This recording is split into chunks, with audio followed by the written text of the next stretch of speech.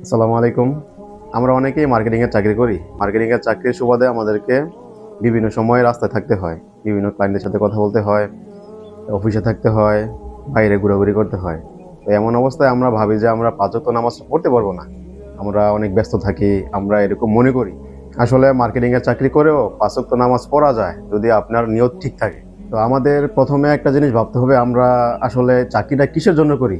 আমাদের রিজিকের জন্য, টাকার জন্য, ভালোভাবে থাকার জন্য? এগুলা কার হাতে? এগুলা হচ্ছে আল্লাহর হাতে। আমরা যদি আল্লাহর কাজটা ঠিকমতো না করি, এই চাকরি থেকে যে টাকা আসবে, এ টাকা দিয়ে আমরা দুনিয়াবি কোনো চাহিদা পূরণ করতে পারবো না। বাহ্যিকভাবে দেখা যাচ্ছে যে আমরা চাকরি করে টাকা পাচ্ছি, আমাদের চাহিদা পূরণ হচ্ছে, কিন্তু এই টাকার কোনো বরকতই থাকবে না যদি আমরা আল্লাহর কাজ না করি। আল্লাহ তাআলা সূরা নিসার ১০৩ নম্বর আয়াতে বলেছেন, নামাজ বিশ্বাসীদের জন্য একটা নির্দিষ্ট সময়ের উপর ফরজ করা হয়েছে।